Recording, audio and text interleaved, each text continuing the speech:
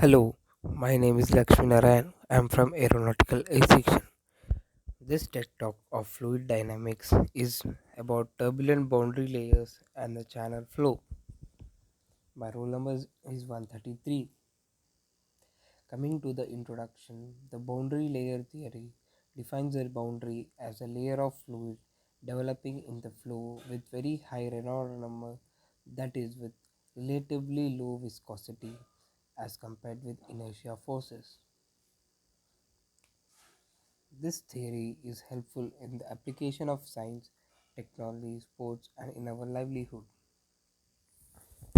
In August of 1904, Ludwig Prandtl, professor in the University of Göttingen, presented a paper on boundary layer. In the Third International Mathematical Congress in Heidelberg, zone of flow immediately in vicinity of boundary motion of fluid is retarded by frictional resistance. Boundary layer extends away from boundary until unaffected by frictional resistance and the flow is same velocity as free stream.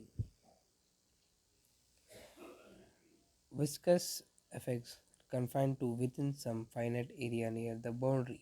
These boundary layers in the unsteady viscous flows at low Reynolds number with impulsive started plate, and the boundary layer thickness grows within time, that is 4 into the power under the square root of V and T.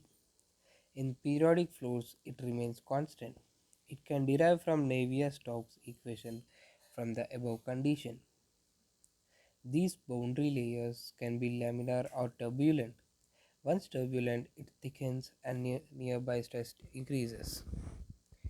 Effect of turbulence is to transport things such as heat, suspended sediment, and momentum.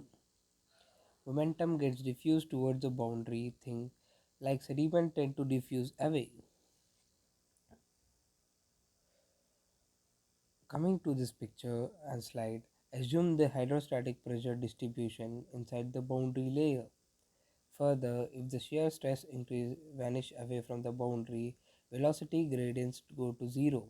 Then the Euler's equation arises and we have where subscript infinity sequence far away from boundary substituting. Make figure for laminar and turbulent from data we already have. In this diagram we can see the laminar and turbulent flow, where the streamline flow is in the laminar flow, and the graph given below is of pressure differences and flow graph between the two.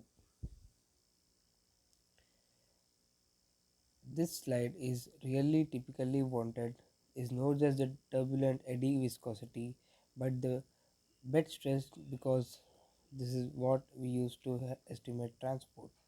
The first part after the equal is the turbulent Reynolds stress, and it depends on the correlations between the horizontal and vertical velocity fluctuations.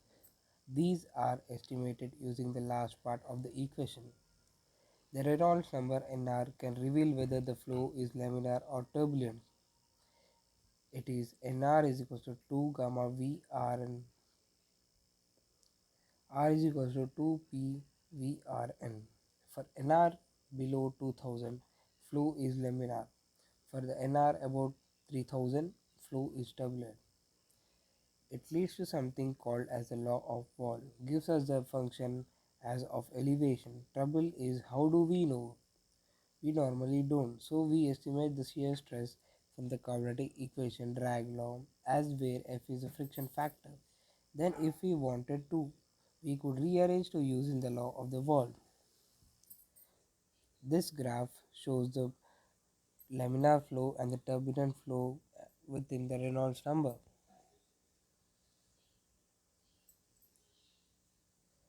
Thanking you everyone, and that's it for my PPT.